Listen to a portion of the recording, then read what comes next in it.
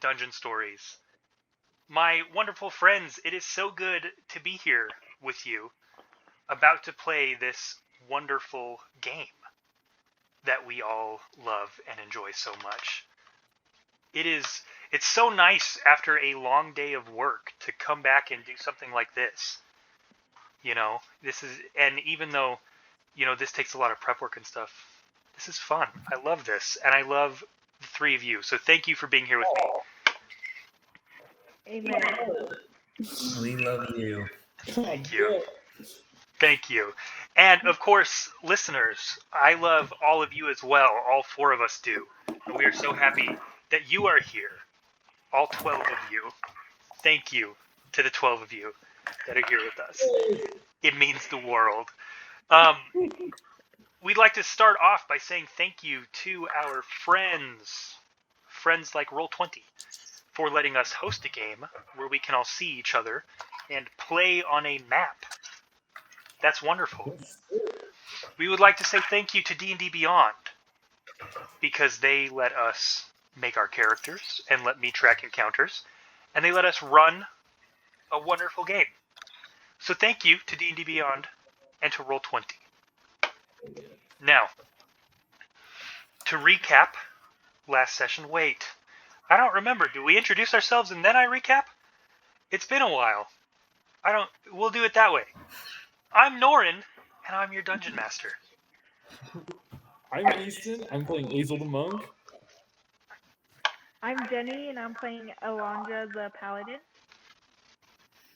I'm Michael. I'm playing your wizard, Erin. And now, to recap last session. Our three heroes each set off on their own individual adventures, seeking to accomplish their own goals. Fate brought them each to the town of Rubbleton, where they learned of a string of disappearances leading to half the city's children going missing, as well as a mysterious researcher named Kosk. After agreeing to join a task force to investigate these disappearances, the group of heroes made their way to Kosk's old hut, where they were attacked by crawling claws and flying eyes. After defeating their dismembered adversaries, the heroes investigated and found a name of interest, the Alfronis Sisters.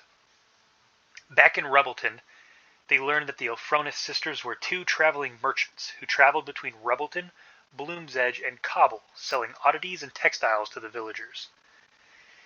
They were in town a week before the first children's disappearances.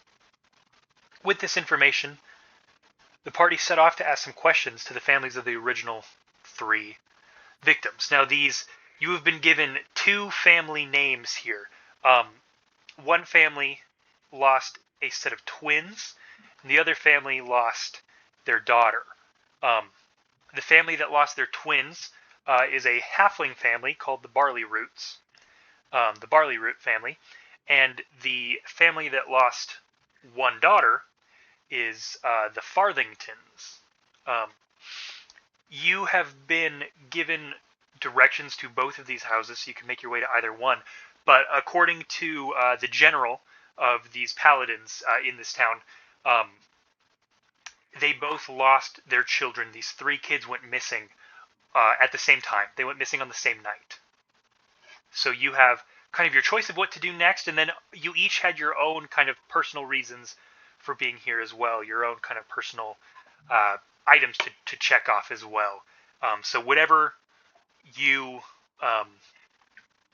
whatever lead you would like to pursue first, it's up to you. And what time of day was it when we left off? It's afternoon, so probably about noon or so, just because you woke up, you ate, then you went to Kosk's after the meeting in the square, so it's not a whole lot of time has gone by, so it's about noon. Sweet. Yeah, I think we should go to the Barleyroots and ask some questions, see what's going on. Sounds like a plan. Yeah, that's fine by me. Yeah, Norman, how big was this village or city? It's a town, and it is not massive by any means, but it is a rather important town. I would say probably population about 400, 500. Okay, So cool. pretty mid-tier. Gotcha. Okay. So the Barleyroot is your first order of business. Is that correct? Yes. Yeah. Okay.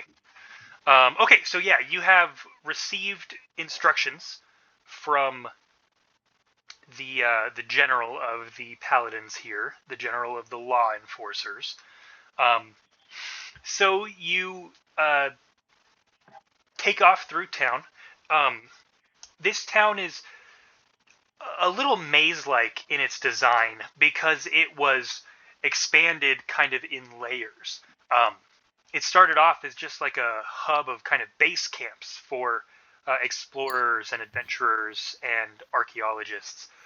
But as expeditions across the ancient expanse here in Veraeos began to take off and pick up in popularity, more and more groups came here and started to kind of settle in the area as well. And so as more and more people came to the area to sit down, it grew kind of outward. And so you can kind of tell, like, the center of the city definitely has the oldest architecture and stuff like that. And as you move out in it, you can see the age start to fade away the further toward the outskirts of the town that you get, because it started central and expanded out. And this is evident as you are walking from kind of one edge of the town to the other. It's not a super long walk by any means. It's not like you're crossing New York City or anything, and it's not. The foot traffic isn't incredibly large either at this time of day. Most people are at work, kind of hard at it at this time of day. But you walk through town and you come upon the address that you were given. Supposedly belongs to the Barleyroots. This actually leads you outside of town, kind of into the farmsteads that are just like kind of on the outskirts where you were at Kosk's house, but kind of on the other edge, kind of opposite of Kosk. You walk by, and this is a, it's just really just a cute little house. Looks to be one story, and it's got that very almost like Shire vibe to it, where everything is kind of rounded and kind of small, and it's these bright green and yellow colors painted onto the wood. It looks like it's freshly painted pretty recently, or maybe they upkeep it regularly. You're not sure, but the colors are bright greenhouse with yellow trim, and you approach it. And this seems to be the place.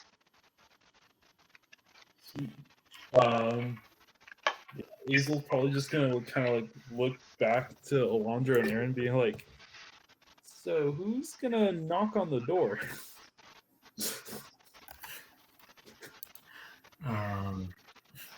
If Alondra doesn't do anything, I'll just cast Mage Hand and have this little spectral hand just kind of pop off mine like a glove and just go up and knock on the door. Okay, yeah. You hold out your hand, and it almost like Casper the Ghost kind of extends out from you, and it like mimics your movements. So you kind of knock in the air in front of you, and then the hand a few feet away from you does the same and mimics your movement exactly in time. And it wraps slightly on the door. How far back are you guys standing from the door as this hand extends forth to knock for you? Great question. Guys, how far I'm thinking like 10 feet. Okay. 5-10 feet. Alondra will move forward while they're knocking, so she's not too far away. Okay. So probably at like the doorstep is. Okay. Sure. Just gonna hang back. All right. The door opens, and Alondra, as you notice, you walk up and you notice that the doorknob on the door, instead of being like at a height where you could just reach your hand out to it, it's down by like your hip or like your knee. Oh, Like this is God. clearly like a halfling. This doorknob has been installed custom for these halflings. But the door opens up, and you see a woman, a halfling woman. So she's about 3 feet 4 inches, pretty short.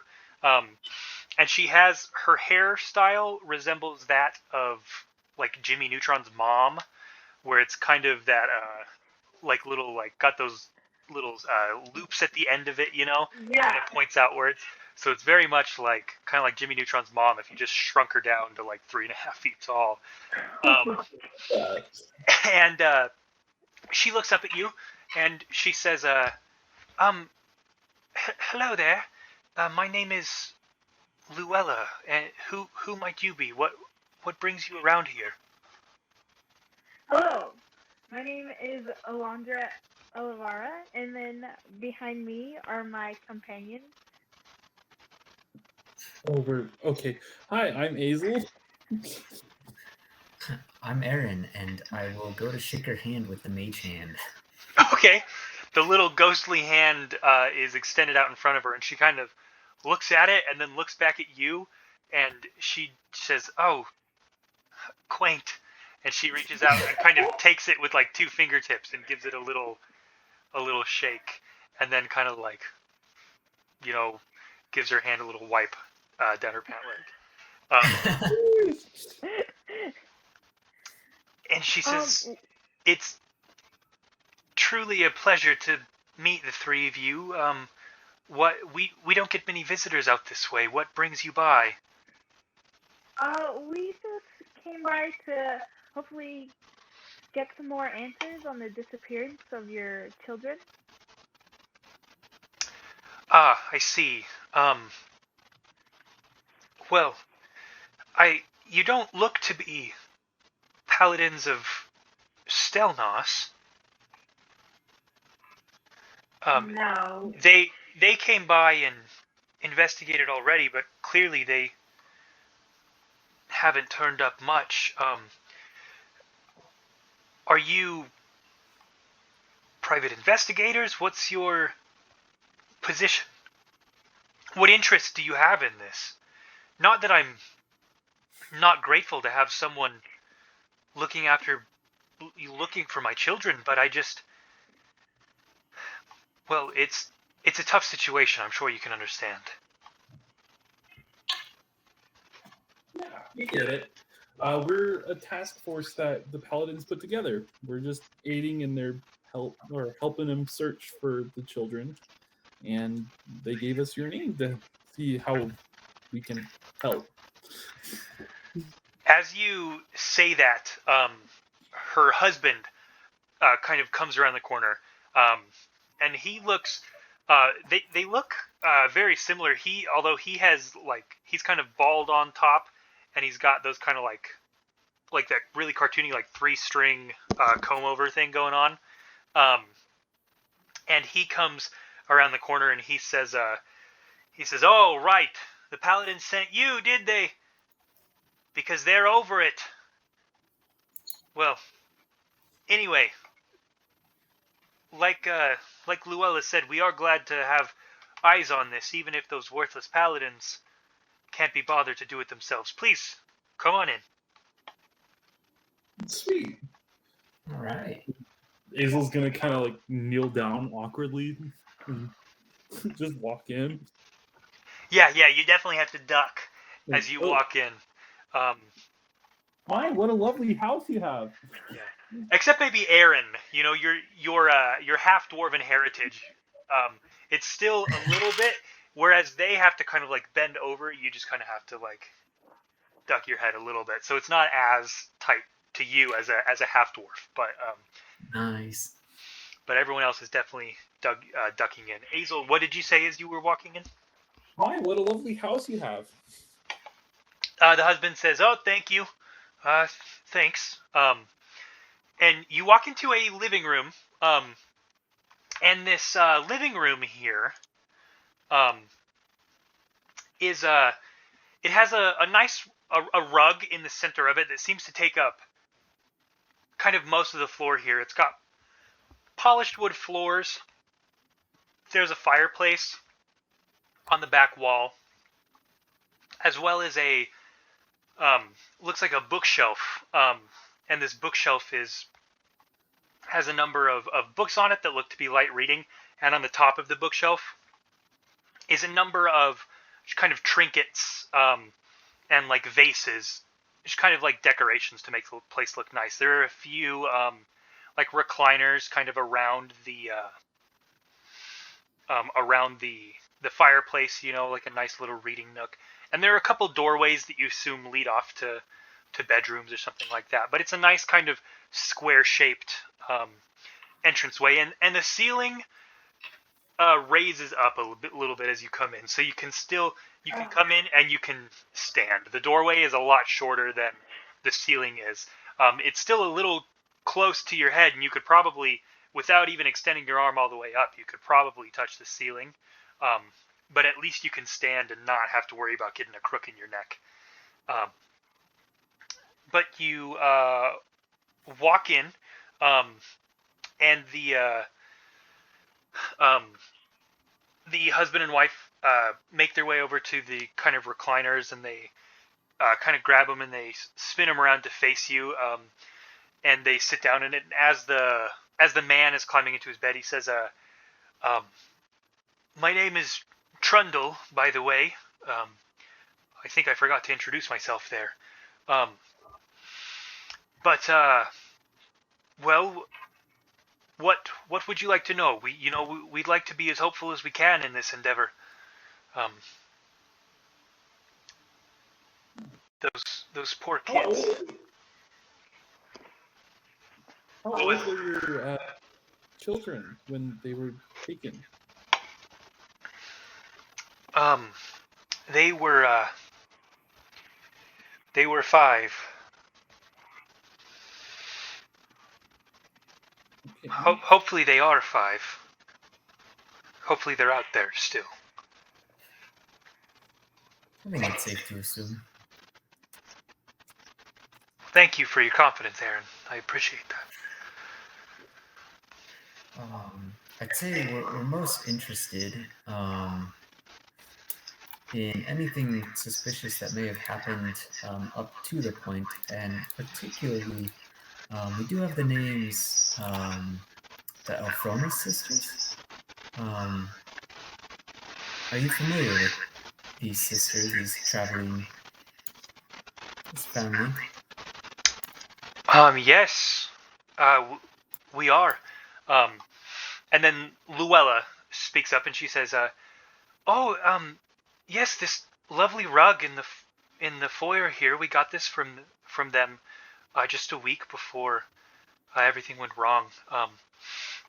And as well as a couple of those vases. She turns and points up to the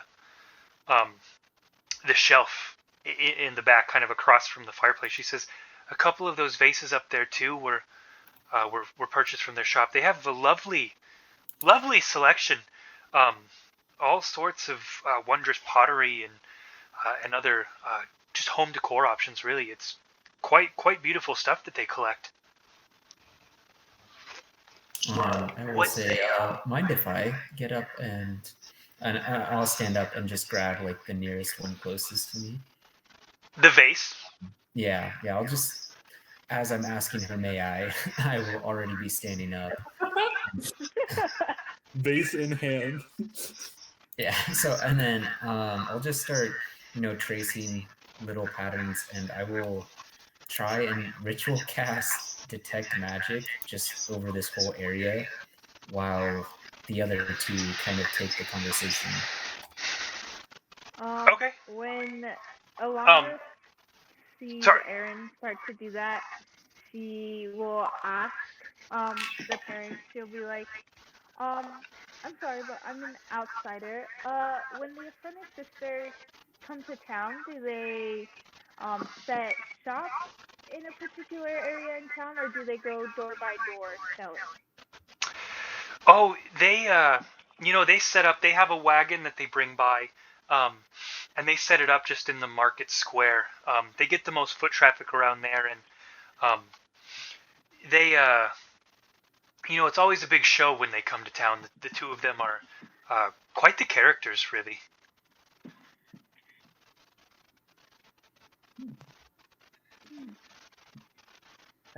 How long have they been visiting the town? Have they just recently started coming by, or? Oh, it's been, geez, almost a year now, maybe, since their first visit. I think I missed them their first couple of times through. I didn't think I needed rugs or vases, but after their first couple of visits, my friends just going on and on about the beauty of the stuff that they sold, and I just couldn't keep myself couldn't keep that curiosity away any longer. So I just had to check it out. Okay. And a little bit of a departure here, ma'am, but I know it might be hard, but can you recall the moment you realized your children were missing? It was when we went to wake them up. We tucked them in bed, and everything was fine. And the next morning, we went to wake the kids up. They don't like to get out on the farm. It's hard work, and they're kids. They would rather play than work. So we have to go in and wake them up so that they come out and get their farm work done early so they have time to play. We went to wake them up, and they were gone. We only had 2 out of our 4 in there. And do they sleep in the same room, or are they? Yeah.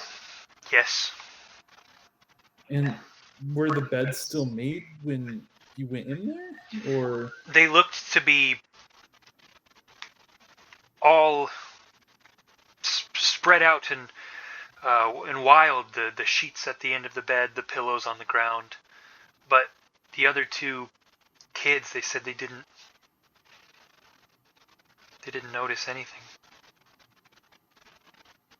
And there was no signs of like a forced entry? Not that ourselves or the paladins noticed. Do you mind showing me their room? Sure, by all means. Right this way. And she'll lead you through. There are a few doors in this entryway here. It is. She leads you to one of them. It's kind of on the side wall, kind of diagonal from the fireplace. She opens it up, and again you have to duck in, and then you can stand up when you get inside. And there are. It's a pretty sparse bedroom. There's not a lot in here. There's 4 beds against the wall. Each of them has about 3 or 4 feet of space in between them. It looks like they're kind of packed pretty tightly along the back wall of this bedroom. 2 of them have halfling kids kind of sitting in them. One is reading, and the other looks to have a couple like wood carvings, like of a horse and like a knight of some kind, and he's just kind of playing in his bed. And they kind of look up as you walk in, and the Luella, as she walks in, she says, these are 2 boys, and she says, "Boys, why don't you go run and play outside? We're gonna look around here. This is a friend of mine named Azel, and well, he's gonna help us with your sisters." And the boys, they kind of don't say anything, but you can see this somber look fall over them, and they kind of nod to their mom, and they go to run out the door, and one of them stops as he passes you. It's the one with the 2 wood figures, and he looks up at you and he says, "Mister, are you gonna find our sisters?" I'm gonna kind of like kneel down, and I'm gonna put my hand on his back, and I'm gonna be like, "I promise you, I'm gonna find your sisters." he kind of nods, and you could tell he's kind of fighting back tears, and he says, "Thank you," and then he turns and just kind of runs out of the room. And those of you that are in the living room, you see these two boys kind of go running and then go out the back door, and kind of disappear. And then Luella will kind of gesture around the room, and she says, "Here, take a look. It's been a little while now, so I'm not sure, what evidence is here, but." Okay. Yeah, I think what Basil's gonna do from there is just kind of investigate on his own, I guess. Like, he's probably gonna... Oh, boy. He's gonna try to see if he can recognize anything, like, of the same energy with, like, the eyes and the hands. Sure. Go ahead and make an investigation check for me. And Aaron, as all this is happening, you're kind of tracing your sigil kind of into the vase, like with your fingers, tracing this like chalk dust around and leaving this kind of glowing blue outline on it as you begin the ritual for this spell. What is your passive perception for me? Passive perception is 12. Passive investigation is higher than that, but yeah, I will say you we'll go with the passive perception on this. Your mind is primarily focused on the production of this ritual. But as you kind of get into it, and at first you kind of start your ritual around the vase, and then once you actually make it to the vase and you lift it up, there is something inside this vase, and you wouldn't have noticed that there was something inside it until you picked it up, because it's not like it's flowers poking out the top or something. This looks to be just like a decorative urn of some kind, not necessarily not one that they have put to practical use yet, as far as what you could tell. But when you pick it up, there's almost like a liquid inside, but a little firmer, almost more like jelly. As you pick it up, it kind of like wobbles a bit, and it looks to be like bright green. It's the family jelly. We've been aging that for generations. It's like a sourdough.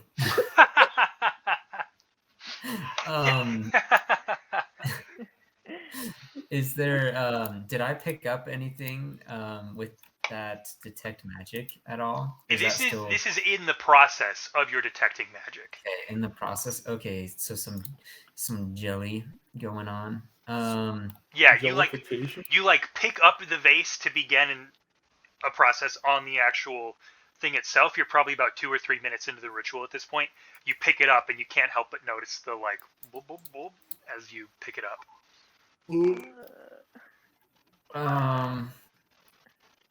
Dang. I mean, seeing that, it probably just prompted me to try and finish this ritual like as soon as possible. Sure.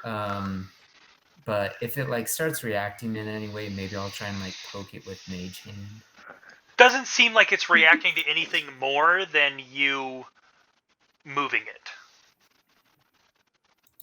Okay, yeah, then I'll just, be mindful of that. Keep an eye on it while I'm continue, tracing out these outlines and like pushing them out to the room. Okay. Yeah, so you begin, you continue with that ritual, taking the process forward. And as you do so, you hit the 10-minute mark. Alondra, is there anything specific that you want to do in this time while Azel is investigating the bedroom and while Aaron is casting detect magic over here? Is there anything that you might do in the meantime? Any more questions that you have for Trundle? Not really. I would probably excuse myself and just walk around the perimeter of the outside of the house just to notice like if there's any like ways for people just to come in and out unnoticed. So that's what I'd probably do. Sure. Especially just bringing up from my past of like escaping from my estate. So I'd probably just do that. Okay, perfect. Yeah, roll me an investigation check for that, if you would. Okay.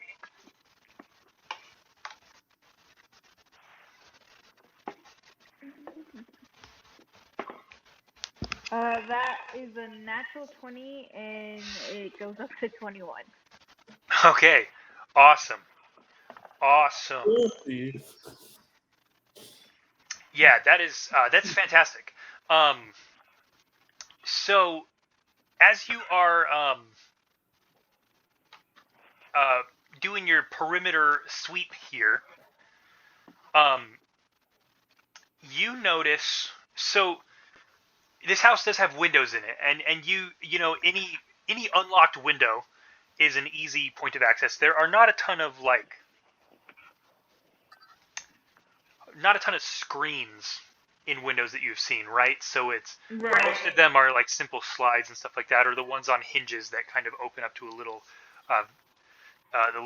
opening that you could like slide in or something. So this isn't you notice the windows, and you're automatically, your first thought is like, if one of these was left unlocked, that's an easy way to slip in. And if someone is thorough, that wouldn't leave a lot of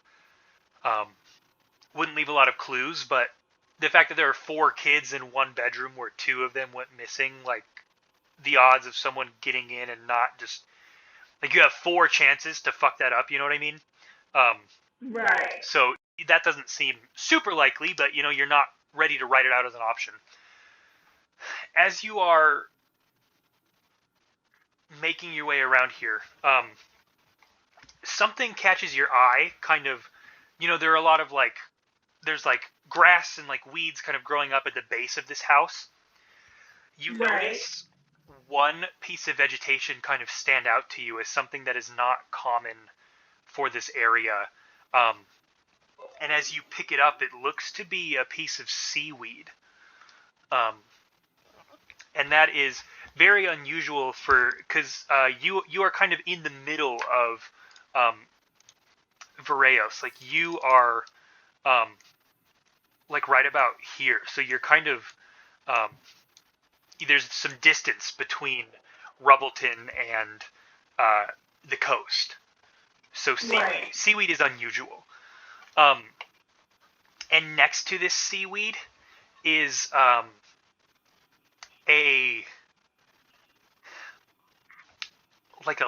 fingernail that seems kind of long and dirty and gross. It looks similar to the ones that you saw on the crawling claws, but a little bit longer and a little bit sharper. Okay. So those are going to be the big things that you notice. Okay. I would, Alondra would pick those up and probably put them in her bag to show the guys after they're done. Okay. Okay. So as you're doing that, Azel, as you are investigating around inside of the bedroom, remind me, was there something specific that you had your eyes on as you were? I was mainly focused on trying to see if I had the same feeling from the hands and the eyes. Right. So I would say Arcana check on that. Okay. Because it's that same kind of undead aura that you're looking for. 13. 13. That's not bad. I will say though that without it has been a number of weeks since this occurred, and you are not using a method as precise as Aaron's detect magic, So I will say with a roll of 13, you don't come away with any substantial evidence. Okay. But you do spend a good time looking, and a good time kind of searching for that. And what I will say is that an empty child's bedroom with a very distraught mother standing like 3 feet away from you, you kind of just feel uncomfortable anyway. Just kind of based on the situation, like all these circumstances, there is just an aura kind of about this place and the house of the Barleyroots that is just kind of unsettling. Azel would turn to her and he asked another question. A little oblivious to the kind of like the heavy feelings of the mom. Sure. But like he would ask her, do you have any theories of where they would have gone? Who would have taken them? She kind of looks back and forth, and then she kind of gestures for you to come in close. And she says, "This is tough times. Not just for our family, but for Rubbleton. I don't want to point fingers. I don't want to place blame where there need not be any. But, well, there was a new family that moved into town about the time that all of this started happening. What are their names? Their names are the Stoneforts, and they opened up a restaurant, the Stonefort Cafe, back in town, which, in and of itself, everyone around here knows that the Rubble Rouser is where you get food. So they were already stepping on the toes of the natural order of things around here. But they just seem a little off. They seem... well, they don't fit in to Rubbleton's culture very well. And I'm not saying... well, I shudder to think at what I might be implying. But... I don't know, I'm not the only one that thinks that it's no coincidence that none of their kids have disappeared.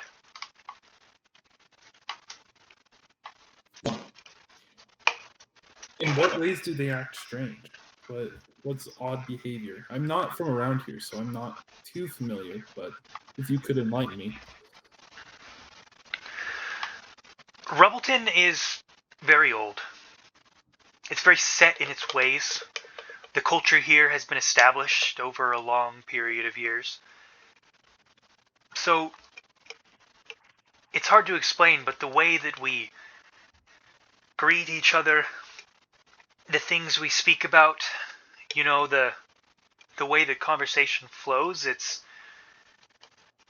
something that we have worked hard to grow into what it is. We are hardworking people. We are farmers and explorers, and a family that comes in who doesn't share those values, who seems to have no interest in the outside and almost too much interest in their neighbors. Well, it just starts to... it makes you think. Does that make sense? It does. Thank you for doing all of this. Well, thank you. You've already been more thorough than those paladins could ever claim to be, so thank you. And Miss Barleyroot, when I promised your son, I didn't just promise him. I'm gonna find your daughters. The three of us are. You're a good boy, Azel. Thank you. Even if your promise doesn't come true, the fact that you're letting this mean so much to you. That in itself is a service that we could never hope to repay. Thank you for caring about our little family of farmers. Azel will nod and then, I guess, kind of shimmy away, I guess, like out of the room. That tender moment followed by a weird social abnormality. Okay. Yeah, great. So you make your way out. The three of you are in this room, and Aaron, you finish your spell. Your detect magic lights up, and you notice a couple of things. The first one, and the most strong here, is an aura of divination magic coming from both vases and the rug. And what is the range? Is it 60 feet on detect magic? Let me check. It also lasts 10 minutes, so I can imagine that I would have walked around the whole house. Yeah, it's 30 feet, but it's 10 minutes long, so I would have just kind of perused. Okay. Yeah. So those are going to be the main ones. As you get by the kids' room, you kind of duck in, and there is a kind of, on top of the dresser, there is a kind of a pile. There are two more of those wooden figures that look to be of the same style that the little boy was carrying out. There are two more figures. One is a dragon and one is a wolf. And they also are bearing this divination aura kind of rolling off of them, just like the rug and the two vases. And another aura that you pick up in the vase that you were not holding is a faint hint of necromancy, similar to what you found in Kosk's place. Okay. Not good. I think as soon as I noticed that, just be like, shoot. The use of the kids have walked off already? Yes, the two kids, they have made their way outside to play and kind of clear away and make way for you. Okay. Let's see, with the detect magic, I think that pretty much would have explained the things that identify would, correct? Based on your experience with the hands, you get the sense of that. Unless these are like magic items that have been enchanted over a long time, then yeah, you've probably received the info that you would. Okay. Well, then, in that case, what I'm going to do, I'll walk back out. Yeah, if I've attained pretty much all I can from looking at those objects and the magic, then I'll probably walk out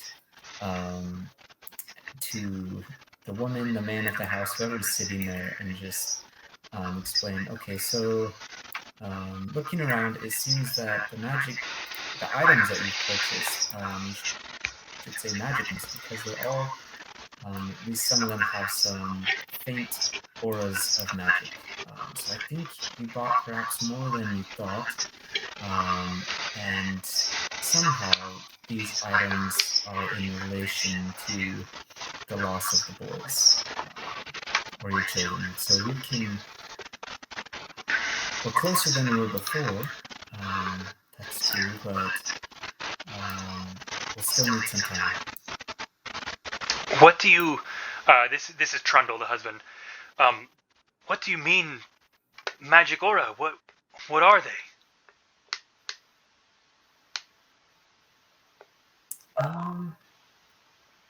I mean, are you familiar with arcane arts at all? No, I can't say. Most of that goes above my head. Then I'll simply say that they have been enchanted in a small way. There's nothing immediately dangerous, but I probably would get rid of these items if you can. Sure, yes, of course. Where do we put them? How do we... I don't know how to do... I've never experienced anything like this. What is the protocol? The arcane dump. Protocol is simple. Just get rid of it. If you like, we can take it for you. Or better yet, put it outside your house and let the paladins know to pick this up. Tell them we told you this and that they should relieve you of this duty. They'll take care of it.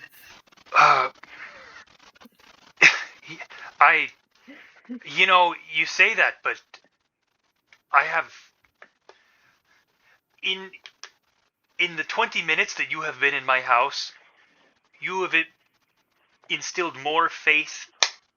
I have developed more faith in you than I have for the paladins in 70 years of living in this town. Could I ask you to take these for me? Could I ask you to... Would it be too much trouble? I suppose we can do it. Alondra, Azel, and I'll just kind of walk around and just like point out all the different objects that I got a little ping from. Okay. Yeah, and as you do, as your intention shifts to being one of removal, good God. Who's gonna ask a question? Why are you moving me? you guys move to begin this, this process, and the green jelly inside the vase splurges upward, and out, and hold on, let me. It was a good thing the kids went away. Yeah. It's moving day.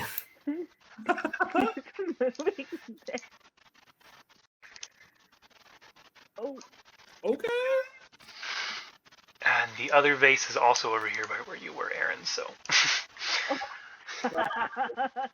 Oh no. I seem to be caught in a pickle. Oh my God, why? So, these, I may have put these... There we go. These, out of these two vases spring these, green oozes, and they are just little, maybe like this big.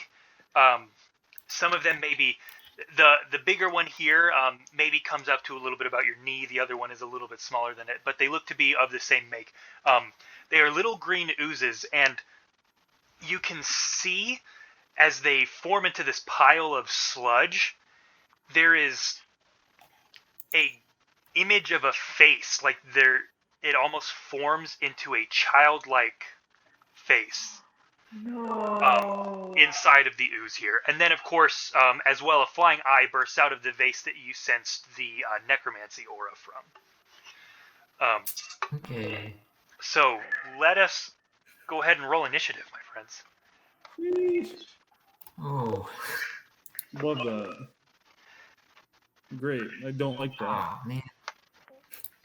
A lot of... Oh, no! Y'all had shitty rolls. Y'all! Yeah. I'm like not even looking at the vases. I'm just like, Azel, come on, come help me. And you're just like staring terrified at me. Come on. No, not today. There's another eye. You had a hand. There were hands. Now there's goop. the goop is new. It's fluffy. It's not time for the dupe. I don't know how to handle goop. Okay, so we have rolled. Actually, the ooze is up first. Oh my god. Which is great news here for you, Aaron. Is it? Bye-bye. Is that what you're calling it? Ooze number A here is going to launch a pseudopod attack at you, Aaron. I don't know what that means. It is basically a surge of ooze, like it's almost like a fist of some kind is going to like reach out. So it's like not quite a hand of some kind, but it is like a blast of ooze within melee range here. That is going to be a 15 to hit, Aaron. That is my AC. Okay. So that is going to be 5 points of bludgeoning damage. Ooh. And that is going to be 1 point of psychic damage. What? Wait. Are you bloodied? Okay, yeah, definitely. Unless I guess I can't use shields after you tell me the damage, correct? Right, but he is going to attack again. You could use shield now, because that is going to be a 16 to hit. So you could cast shield on this one. I will let you do that. So I just took 6 points of damage. I'm down to 3 points of life. And Aaron is definitely going to cast shield. Okay. Yeah, the first one catches you off guard as it strikes into you, and not only does it leave like a welt that you can tell is going to bruise, but there's also a little bit of a sharp spike in your mind from the psychic damage that comes through when it strikes you. As the second one launches its attack, you hurriedly send up this flash of light, and there is like this like whoomp as it strikes this bluish purple force field, unable to strike you on that turn. It's then going to, what is the speed here? It's going to move this way. And I assume you don't have Warcaster at the moment, correct? I do not know. Okay. Yeah, so it will make its way over there. After the oozes is Alondra. Yay! Okay. You should have control over your token. I'm pretty sure I have granted those permissions. Okay. Sweet. Okay, so the goop is in front of... Yes, there is a goop. Can you guys see the map? Is that coming through on your side? Okay, yeah. So there's one here by Aaron, and there's one here that has moved toward. This is Luella, the halfling wife. So it's by Luella and by Aaron. So. Okay. 5. I can't step in front of her, right? You cannot get between her and the ooze, no. Okay. But you could get next to the ooze. Okay, she'll move right here. And she'll unleash her rapier. Okay. And attack it. Got it. That is a 24 to hit. Oh, yeah, that hits. And that is 6 points of damage. Great. Okay, so you come kind of bounding over and you unsheath your rapier and you give a good pierce down in through it. And you kind of like pull your blade out and send this like stream of goop kind of like splattering along the wall as you remove your blade. But it still looks, it still seems to be oozing on the rug in front of you. Okay, she'll uncleave her sword and try to give it a good hit. Okay, And yeah, sure. Is 21 to hit. Yeah, yep. And then that's just D6. That's another 6 points of damage at it. Wow, solid. Yeah, so you pull out your rapier and then you take the short sword and give it this slash, this downward arc, and you kind of cut through it and even like strike the rug a little bit and open up this gash in the rug. And you seem to have gravely wounded it on this second strike. It's still alive? It is still alive, but just barely. It looked like its mass has been reduced by quite a bit on this strike. Okay. Okay. After you, Alondra, is there anything else you'd like to do? No, that's it. Okay, great. Well, after you, it is the Flying Eye. The Flying Eye is going to, Azel, it's your favorite. It's going to try and launch itself. Oh, no. At your face You're again. gonna get another black eye. Yeah, it has those wings that, that Twizzler rope, those Twizzler rope wings. It comes flapping at you, and they all unravel and come launching at your face here. However, I assume that's going to miss. That's going to be a 12 to hit. Yep, it misses. Okay. It comes launching at you, and you are over it. You're like, I have done this dance before. And you kind of hold up and are able to kind of swat it away. And as you knock it, it kind of like rights itself and pulls out its wings again and starts flapping. And it kind of circles around over here on you. And it actually, let's see here. What's its speed? 40. What is its speed? 40. It's going to move its way over here. Attack. The flying eye has flyby. It does not provoke opportunity attacks when it moves out of an enemy's reach. So it is going to kind of right itself with its wings and keep on flying back kind of out of your range a little bit here. But after the eye, Azel, it's your turn. Okay. And then this is the halfling, like, kind of closest to me is I know her name. I wrote it down. I'm so sorry. Oh, if you click and hold on the map, you should be able to make a circle that will indicate to me. Yes, perfect, just like that. So that one there is going to be Trundle. Luella is going to be up here by Alondra. Okay. So I am gonna come down and help my buddy old pal. I'll approach and I'll say, "Excuse me, sir," and I'll squeeze past and kind of like speed my way over here. And as I'm running, I'm gonna wind up a punch and I'm gonna try to punch the slime. And, like, great, perfect. Do so at advantage because you are flanking with Aaron. Sweet, I love that. Okay. Okay.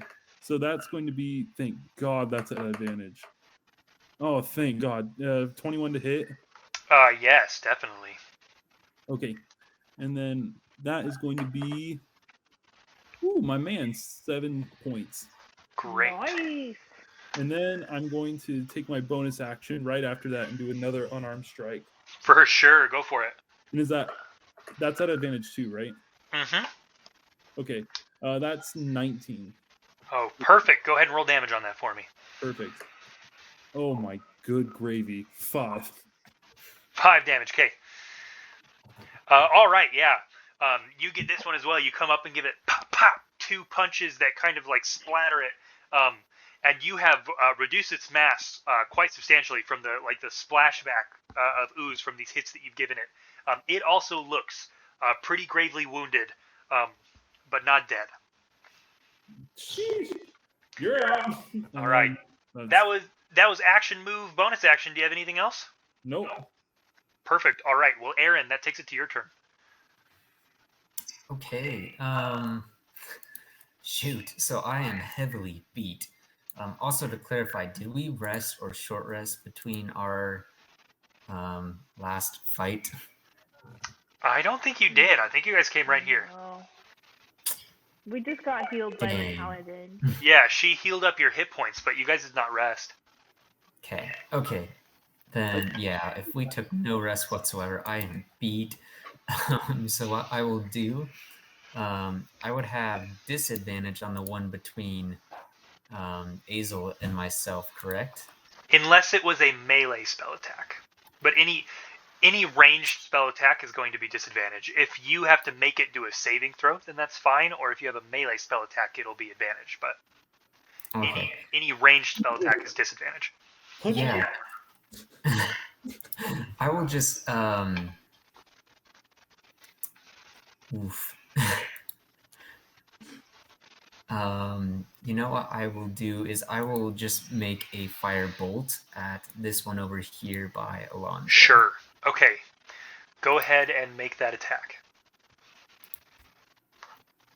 Ah, shoot. That's a 12?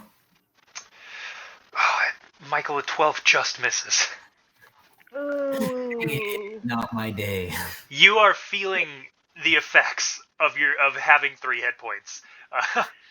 You are feeling Makes the sense. effects. Yeah, you are pretty worn out at this point. And you send out a firebolt, and it, probably misses and strikes the rug here, and a small the rug kind of begins to slowly take effect. That's why I didn't want to step on it. the rug takes effect. What the fuck does that even mean? A small fire begins to grow. Oh, the rug effect. You've activated the rug's true form. It's a mimic and just swallows it. No, yeah, it's the tongue of a mimic, and the whole house just. Oh god! No. All right, Aaron. Is there anything else on your turn? Yeah, no, because I'd get an opportunity attack if I try and run. So. That is correct. Yeah, man, I am pissed. Okay. Well, right on. After you, then it is the Oblex's turn. Oh, shoot. It is the Ooze's turn. This Ooze here, Ooze B, is going to punch you, Alondra, with its Pseudopod. Okay, that's fine. That is going to be 23 to hit. Is it still fine? No, but that's okay. It's less fine. Okay, Alondra. That's going to be 6 points of bludgeoning damage. Okay. And 2 points of psychic damage, so 8 total. What? Okay, I'm bloodied. No biggie. Okay. And then Azel, this one here, number A, is going to attack you with its Pseudopod here. But that's going to be a 7 to hit. What the heck? So it's for sure going to miss. All right, well, that was them. Alondra, it is your turn. Okay. You notice a small flame arising on the rug back over here, in between, with the ooze in between you and it.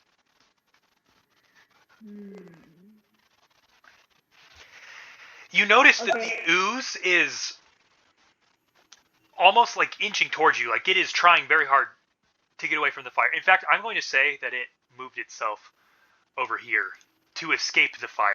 After it punched you, it rolled along the ground and made its way away from the fire. I'm going to retroactively move it. That is within my power as the Dungeon Master. Would that, mean she would have an opportunity attack, or no, because it's still in her melee range? It has not left your threatened spaces, so it is just kind of scooted around you. It's like how two wrestlers circle each other in the ring.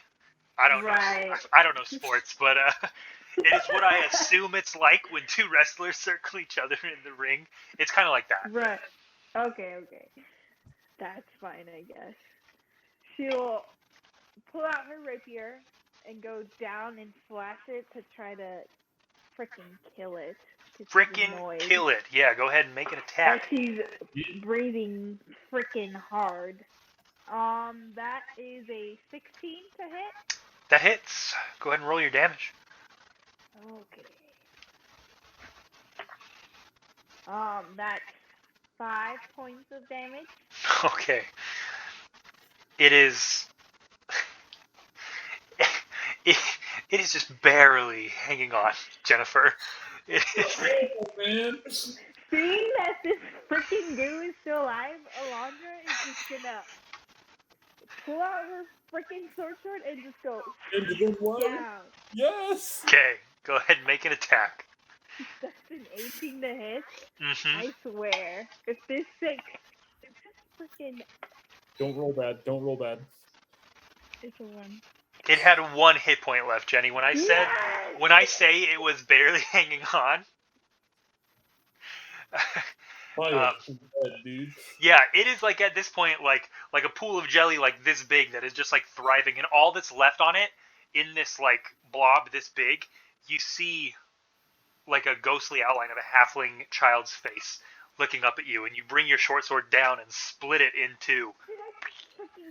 And it poops out just into like a puddle of ooze that is no more. It is no longer animated. It's just a pile of jelly here. I just killed the kid. All right. Alondra, would you like to move? Yes, she will do the heroic thing and step in front of the chick. Okay, great. So you... Yeah, you move over, put yourself in between Luella and the flying eye over there in the corner. After you, it is the Flying Eye's turn. Oh, dear God. I'm about to die. It's okay. It's going to come for Azel. Oh! No. You need to get bloodied. Azel, it's a 9 to hit. It doesn't hit. I can't do it. Why I can't. are you so freaking lucky? I can't hit Azel. It's impossible. Azel's been even around these things, dude. Yeah. Well, in the jungle, dude. He just... That is the Flying Eye's turn, Jungle Azel. rocket. It does the thing. Let's see here. It was here 5, 10, 15, 20, 25, 30, 35, 40. It's going to use its flyby again and leave your range. As it fails to attack you once again. It's going to... Yeah, that's what I thought. It's going to scoot back away from you. And now it is your turn, Azel. What would you like to do? Like, take all the slime in front of me. Like, kind of like... I just want to have, like, a giant wind-up kick and just... like, kick it out of the park. Sure. Go ahead and make an attack roll. Bet, dude. So I'm guessing that'd be an unarmed strike. Yeah, I would say so. Oh, God. 16 to hit. That hits. Go ahead and roll your damage. Sweet. 7 damage. 7 damage. Nice. You wind up and kick it, and it goes launching up to the ceiling and strikes the ceiling and just kind of splats and then like slowly begins to like drip down. You have taken care of this ooze here.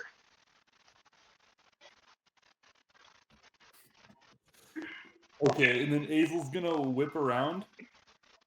Whip. DM's opinion, do you think picking up a halfling would count as an action?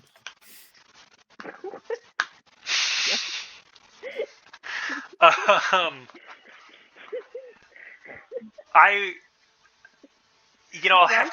have to check the player's handbook. I'll look it up in the glossary.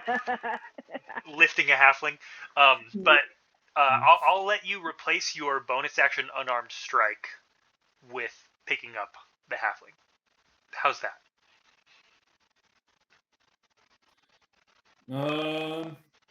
Let me. Do I need to get into his space in order to pick him up? Mm-hmm. Yes, you can't do it from 10 feet away.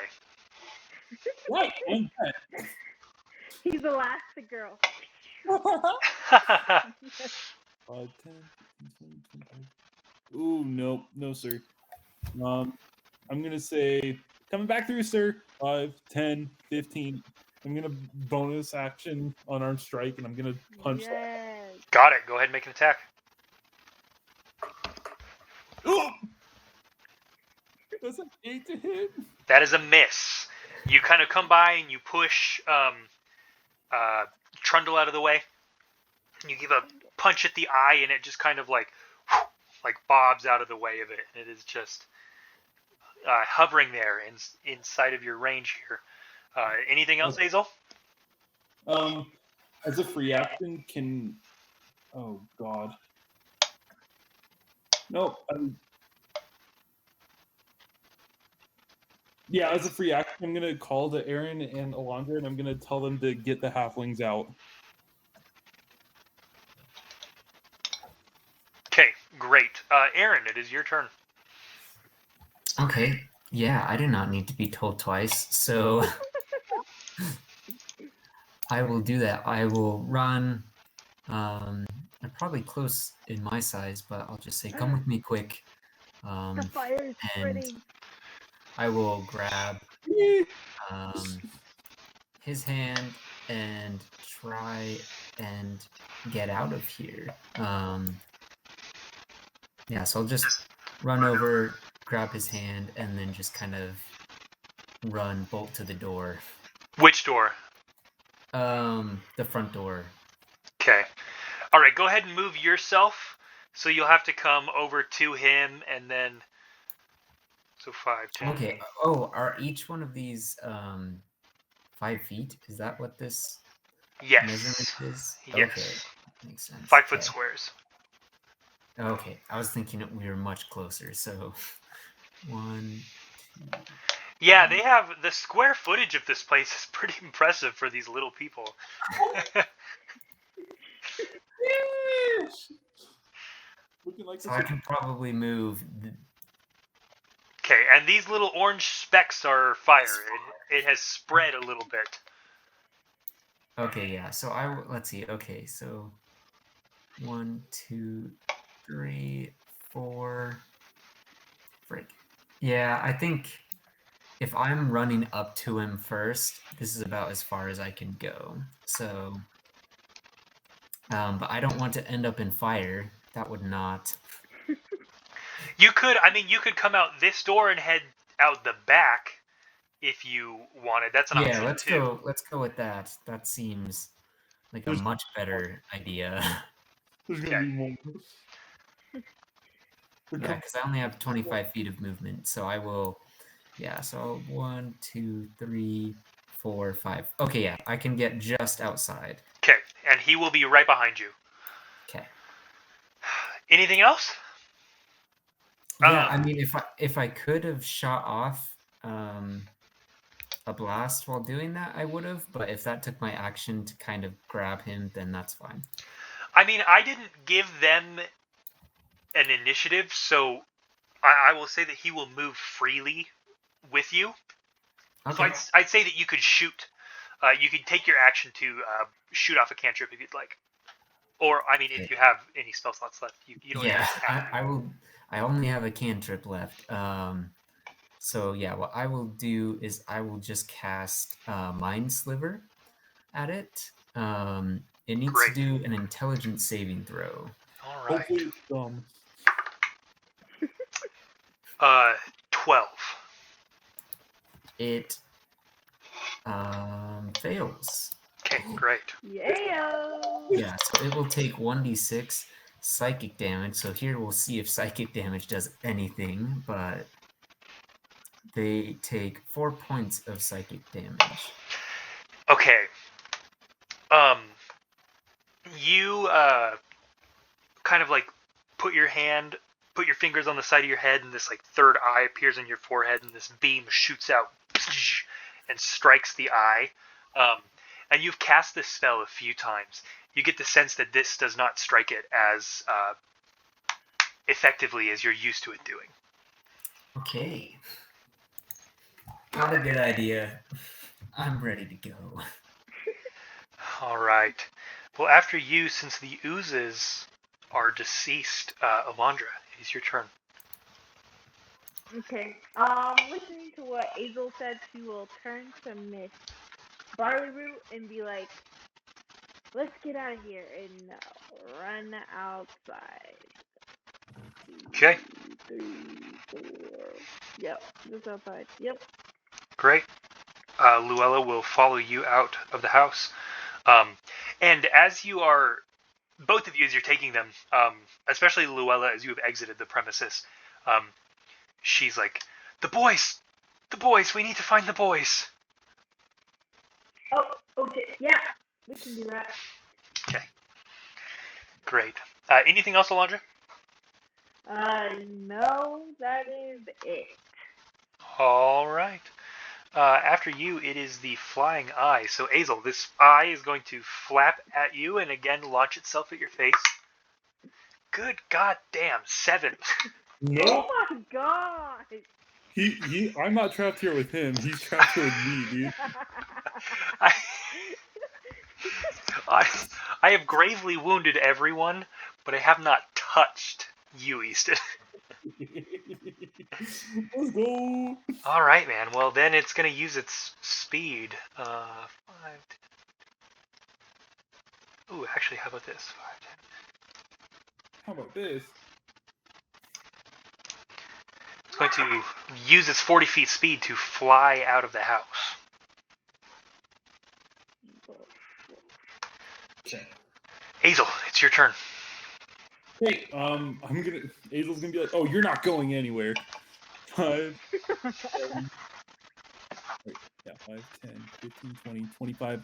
Open the door, and I'm gonna reach out and reach for the tendril wing thing, and see if I can do like another kickball and slam it again, like kick it, like strike.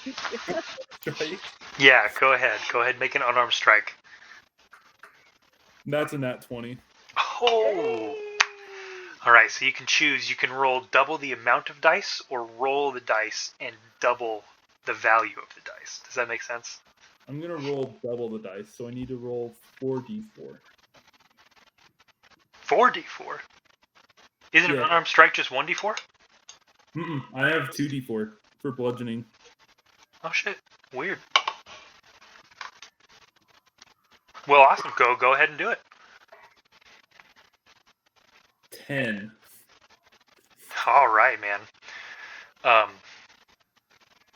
Yeah, that definitely obliterates this thing. You send eye goop just kind of spraying over the wall of the house and like coating the toes of your boot as you kick it and slam into it. And you have taken care of this for sure.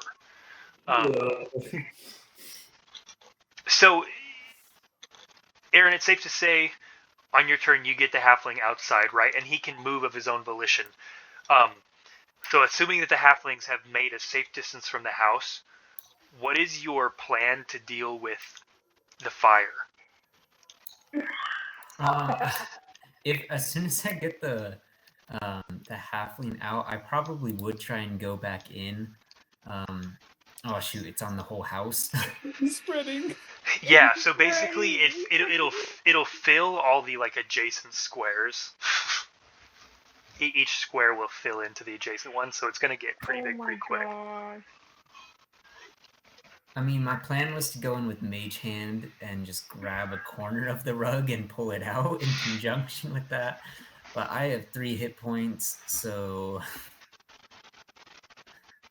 I probably can't be too much help. I'll just like me and my Mage Hand. Is this a kitchen? This room here?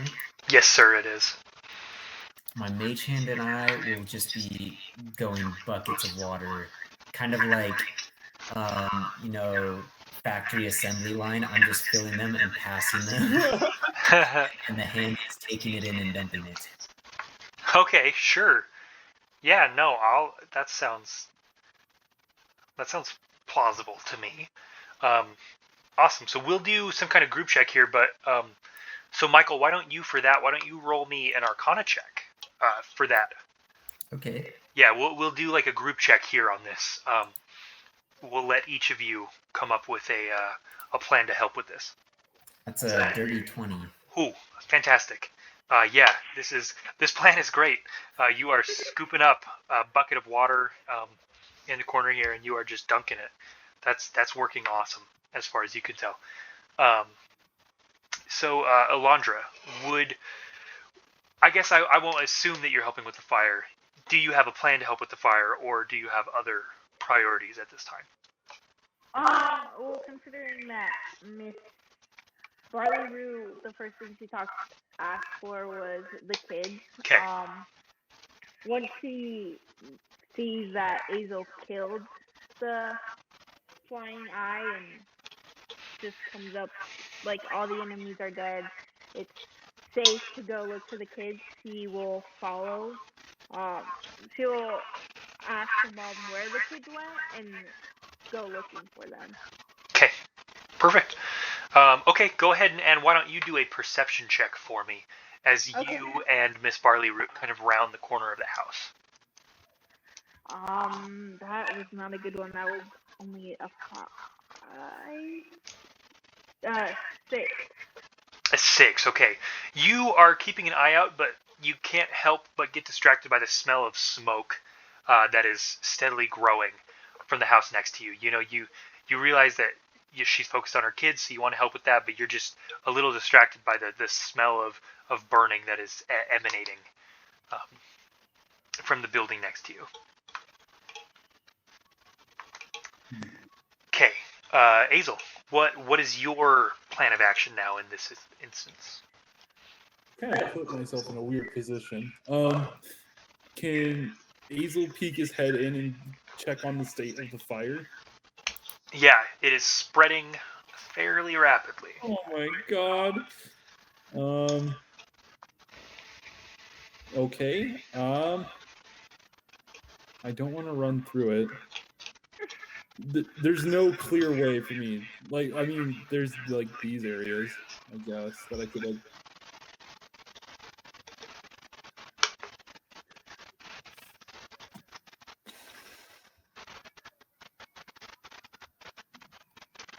Yeah, I got time. Okay, Azel's gonna. Okay, Mr. Incredible. I got time. Azel's gonna take a deep breath of the good air outside, or what good air is not being tainted by smoke, and he's gonna dive in 5, 10, 15, 20, 25, 30, closest to the door. He's just gonna try to like pat out the fire as he goes. I don't know what his plan is, but he's just trying to like go the classic way, punch fire, see what happens.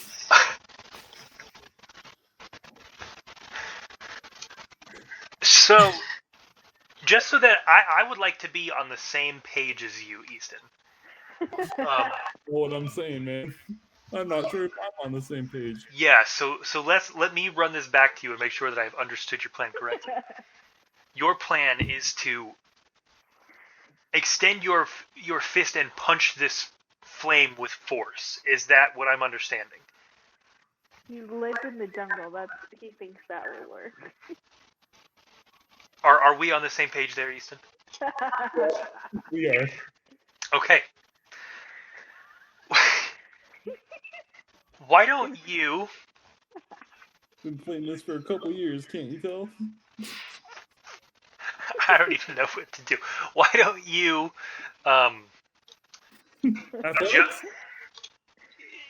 just make an attack roll for me. Okay, here it comes. I don't think this fire's ready for it. Okay, Avatar. 16. Well, according to my notes here, What's the speed for the fire? That is that exceeds the fire's armor class, according to the notes. The stat block that I have for a literal flame. So I'll say that you hit it. And you know what? I will say that you are able to extinguish this square of flame. One punch. How's that? But you will take 4 points of fire damage from doing so. How's that? Does that seem fair? That seems completely fair. Okay. Michael, how about this? Why don't I have you roll a d6 for me, and we will extinguish that many squares of flame. How's that sound? Okay. 2. Okay. Jeez.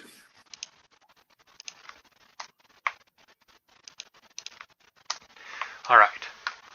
2 squares of flames have been extinguished. It is your turn again, so the fire is going to spread again. So we put out 2, and it grew 10. But watch this. Here's what I'm going to say. The places that you splashed, they are wet. So the fire won't spread onto those places. How's that? Ooh, that's nice. Michael, are you going to continue with the same plan? Good question.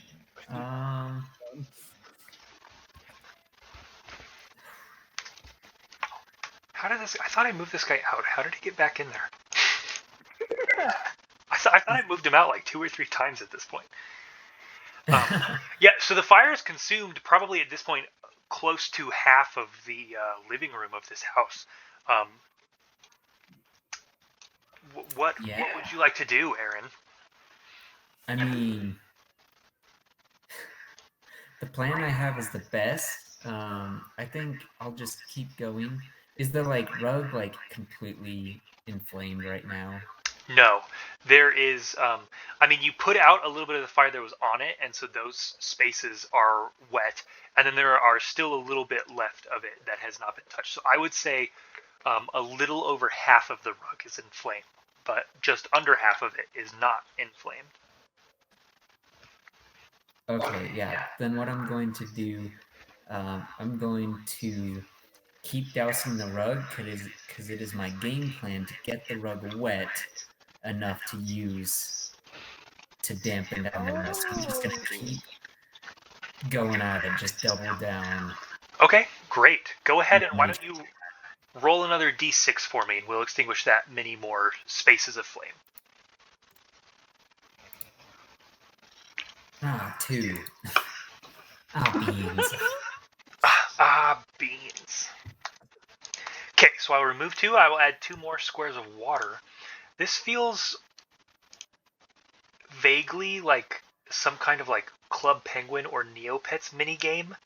I can't explain why, but in my head it just has that vibe to me. Maybe it's because of the crudely drawn circles that I'm adding to the map that it just makes it feel like an early 2000s Flash game. But Aaron, anything else, or is that all for this instance? I'll call out to Azel and say, use the wet rug. Don't punch it. All I know is the punch. All I did growing up was punch school, man. Okay, well, Alondra, continue your search for the children, I imagine? Yes. Okay, so there is farm field around this place. There is kind of corn growing. There is like a pumpkin patch. I've never really been to a farm. Is that becoming obvious here? Cornfield, pumpkin patch, a little root veggie plantation field here that has been tilled and stuff. So you see, basically, as you come around this corner, farm is what you see. Go ahead and make another perception check for me, if you would, to see if you can locate where the children have gone in this expanse. Is a natural 20 for 22. Nice. You are able to read the secrets of this agricultural expanse like an open book. It's almost like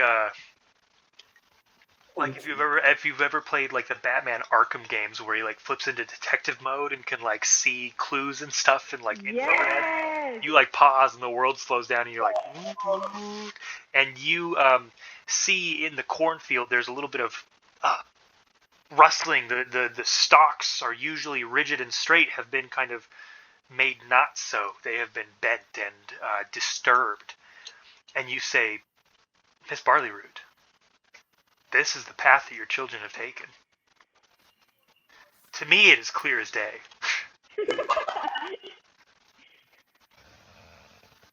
Okay, she will probably walk through the route that her keenness sense has sent her towards to find the kid. Yeah. So once you make it to the cornfield, it's pretty clear. Like there is a clear kind of path of dishevelment through the plants here that leads you in a pretty clear direction, and you are able to locate the children, and they seem to be just kind of cowering in the cornfield, and they look very excited. When you bring Luella to them, they both go rushing into her arms, and they grab her, and she says, "Oh, boys, I'm so glad you're safe." And she says, "Thank you, Alondra, thank you so much.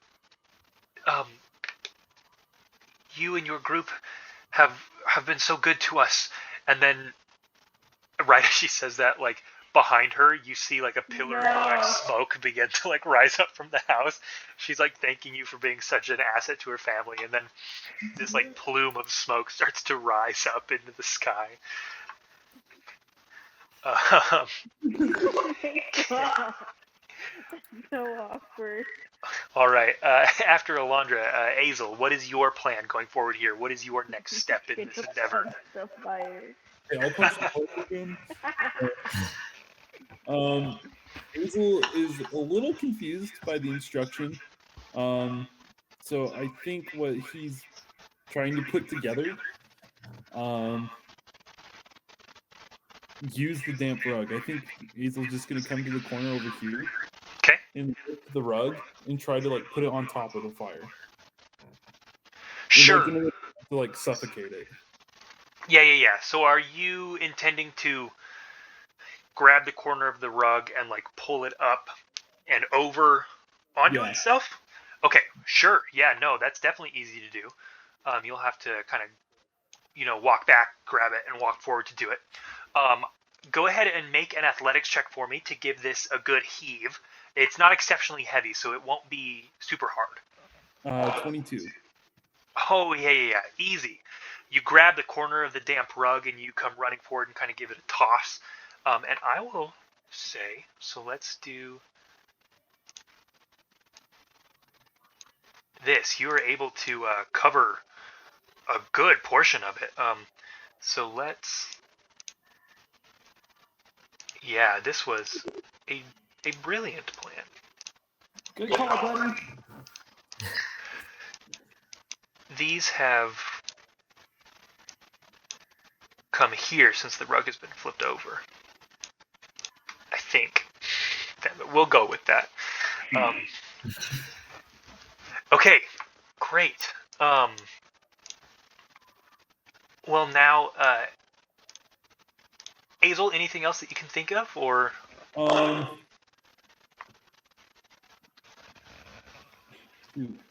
That used my movement, right? To Movement and action, yes, I would say.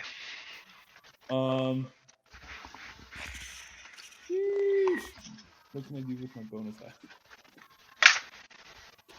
Well, I can't do anything, so I guess I'm just big chilling right where the fire's about to spread.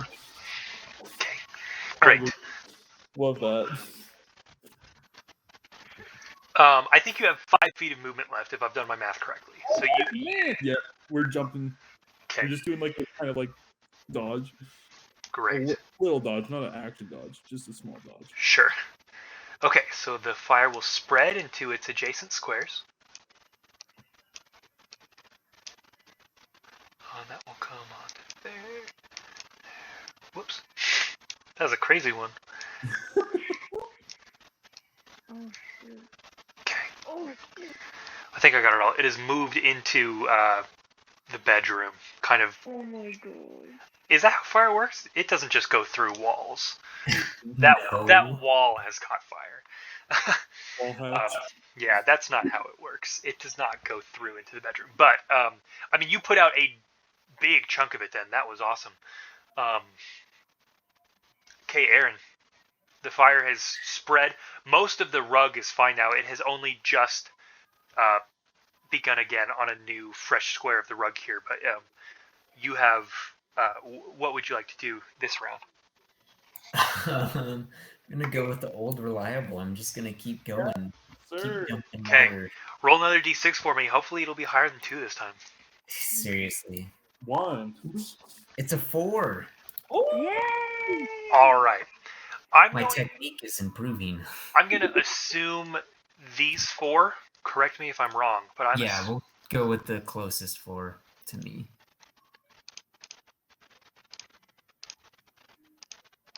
Okay, so I think that makes sense. You can get a big portion there, and you know what? I'll even say that the floor gets wet too. How's that?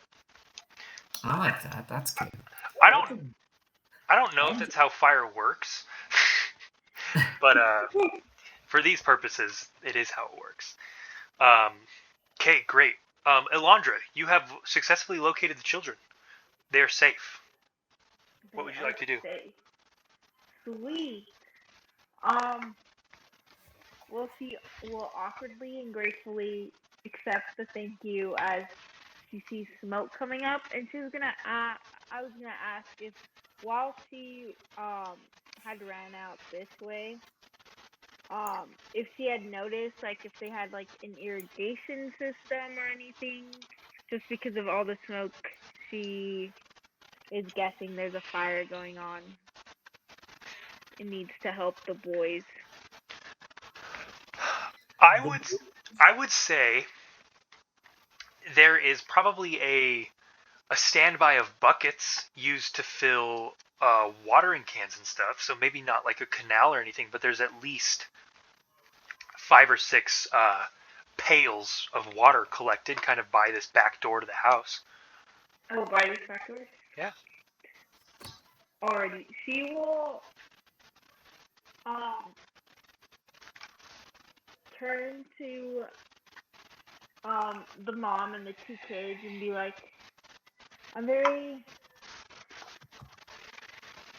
it's very embarrassing for me to ask, as we did save your life, but have utterly sent your house into flames. But could you help me fill up these buckets, and I could go back inside. You'll stay safe, but if you could just help me fill these up so I can go inside and hopefully douse this fire. Yeah, no, so the buckets are already filled. Oh, they're already filled? Yeah, okay. yeah, it looks like they're on standby to be used as watering for the plants and stuff. So they're already filled of water. They just need to be taken inside to be dumped on the fire. Okay, then I would rephrase that and just ask them to help me bring it into the bathroom, but then for them to stay out of the house. Sure, yes. Her and the 2 kids, they will each take a bucket, and you can probably take 2, so you take 2, 3, 4, 5, so you can get 5 of the 6 buckets into the kitchen where Aaron is this turn. Okay, sweet. And the 4 halflings are out of the house. Yay! Okay, Alondra, great. Azel, it is your turn, my friend. So kind of like catching wind of what Aaron's doing. Oh shoot, I gotta get in the kitchen to get a bucket, right? Like to get water. That is correct. You would need to enter the kitchen to do that. Although I'm not being as strict on movement speed here, since there are no enemies. Sweet. I will let you go into the kitchen, get a bucket, and toss it this turn. Yeah, that's what Azel's gonna do. He's gonna catch wind and just keep doing what they're doing. Okay. Great. So I will let you put out 2 adjacent squares. Okay. 2 adjacent. I'm gonna do this square. Okay. And I'm gonna put water on that square. And on this square here. Okay. Yeah. Great.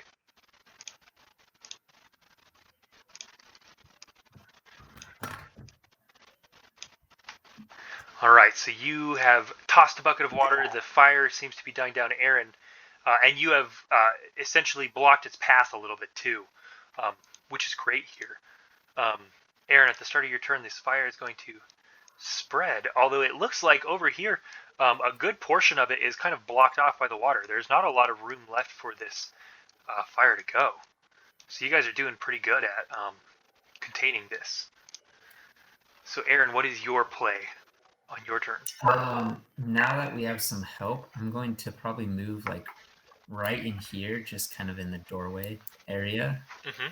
And I'm just going to put like my focus of like grabbing the buckets, because we just got some fresh buckets. So I'm just going to try and grab as many as I can with that mage hand, so that, you know, the kids don't have to get in the flames or anything, just so the hand is getting all the exposure.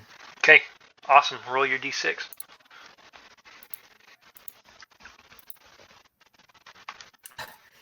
What do you guess? It's another 2. Hey! Oh my god. All right. Which 2 squares would you like to wet? Probably the ones that are encroaching closest to us. So probably this one and then that one. Okay, great.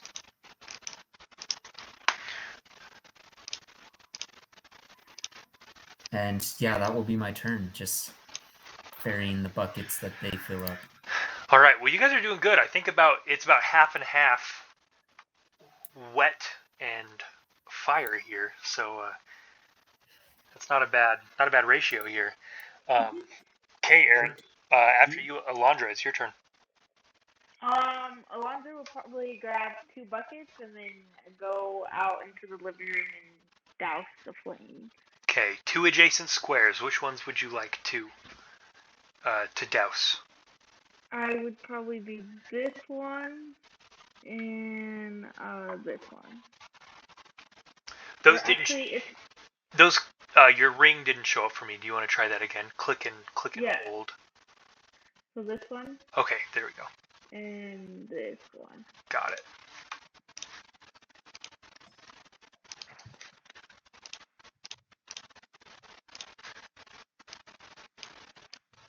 Awesome. So even more. Oh, this is nice. You guys have put a nice wall in this fire. There's not a lot of room for it to spread anymore. You guys have essentially locked down the fire at this point. So just for the sake of brevity, it looks like you have built a wall. There are no more spaces for it to spread outward. So for the sake of brevity, I will say that over the next few rounds, you can toss the buckets and essentially quench these flames here that are spreading. So you have put the fire out. You have slain the enemies that have been assaulting this home. You have done the Barleyroots a great service. You guys have done great. I mean, this family, you have not only have you taken the research of finding their children more seriously than the authorities of this town have, you have protected them from pretty scary enemies, and you have, although started a fire in their house, you've also made sure to put it out, and you have taken the responsibility and you have extinguished it. Very nice that way. And they are pretty understanding.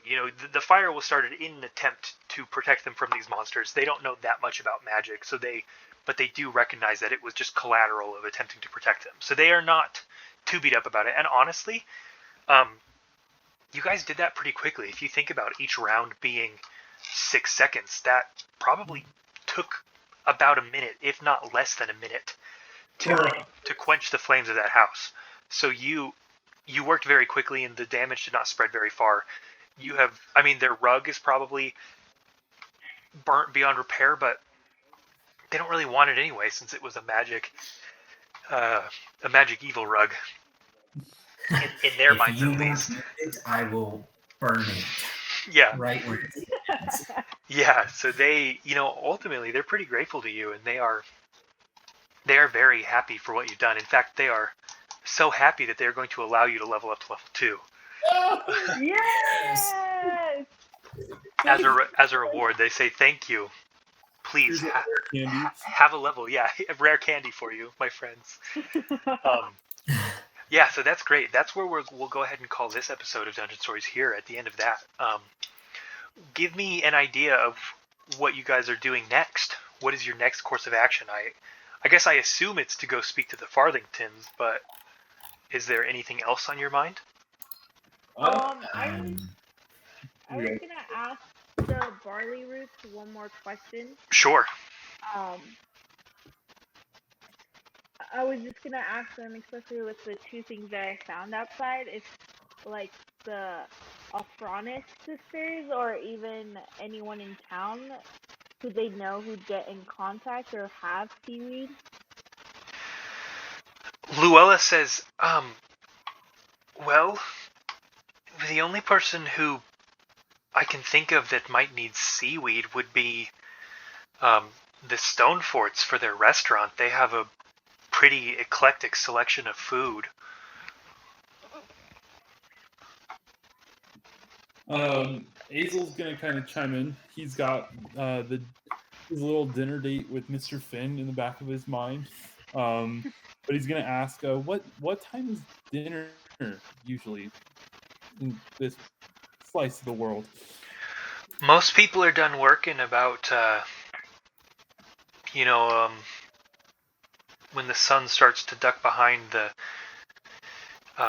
the Archon Scar, so about 5 p.m., 6 p.m. Interesting.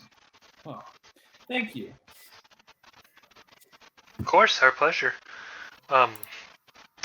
We'd offer to feed you, but I think we have a lot of work to do before we even think about dinner with cleaning out the house in there. Socially inept Azel's gonna kind of think about it, what are you talking about? And then Look back. Oh, your house. Yeah. Well, gotta go. Anything else to take care of before we wrap up here, Michael? Anything on Aaron's mind? I probably would want to make a quick pit stop at the Paladins place just to rest, get healed, and maybe grab a supply or two. Okay, sure. Yeah, we can handle that. Maybe my course of action. Okay, sure. We'll handle that next time. I'll keep that in mind. Yeah, great. So unless you guys have any other questions for the Barleyroots or anything else that you want to take care of in their house, anything else you guys can think of? I'm set. Alondra probably is feeling bad for putting their living room in flames, and them having to kind of rebuild that. Would probably take out her gold pouch and hand them 20 gold and be like, I'm incredibly sorry for the events that happened today. Their jaws like drop. And how did you get that much gold? They say, this is far too generous. It won't cost us but 5 to repair the wood in there. Please, there's no need. No, I insist. And then I turn around because I am not. They're gonna keep it. All right, you put it in and you begin to walk away. Do the rest of you follow Alondra? Yeah. Yeah. Okay, great. Yeah, so you, Alondra turns and makes her leave, and Aaron and Hazel, you follow her. You turn and leave, and the family is just, I mean, these folks are so grateful to you guys. They probably can't even express it. They're you've done so much for them in the span of like 30 or 45 minutes, like less than an hour here at their house, and you guys have helped them out more than they had ever expected. So great. That's heroic. You guys did good. And yeah, so that's where we'll go ahead and call that. You guys are heading, make it back into Rebelton, and then we'll pick up with the Paladins and looking for supplies and stuff. We'll pick that up next time. But yeah, so don't forget to level up to level 2. Roll your hit dice to get your new hit points. Reroll 1s because rolling a 1 on a hit dice sucks. So feel free to reroll a 1 if you roll 1 on your hit points. Don't forget to level that up. Who gets subclass at level 2? Wizards? Ooh. Wizards, awesome. I think Paladins and Monks are 3, if I'm correct, if I'm remembering right. Yeah. Michael, what are you going to take? Let's hear it. I will take the Order of the Scribes. Ah, awesome. And do some book learning. Sick. It's brand new from Tasha's. That's great. I love it. All right, well, everyone, thank you so much for coming and tuning into Dungeon Stories. It means the world to us. Check us out. We are kind of all over the internet at this point. We are on YouTube. We are on iTunes and Spotify and Apple Podcasts. And that is also iTunes. We are on Google Podcasts. You find us on Anchor and basically anywhere else you listen to podcasts. So check us out. Tell your friends. Like and subscribe if you're on YouTube. And just, it helps us out if you interact with the channels in those ways. Follow us on socials at Stories Dungeon on Twitter, Instagram, and Dungeon Stories on Facebook. So look up those socials and tune in and stay updated. And again, thank you so much for listening. Thank you to my friends for playing D&D with me. And we will see you all next week on Dungeon Stories. Bye. Bye. Yeah.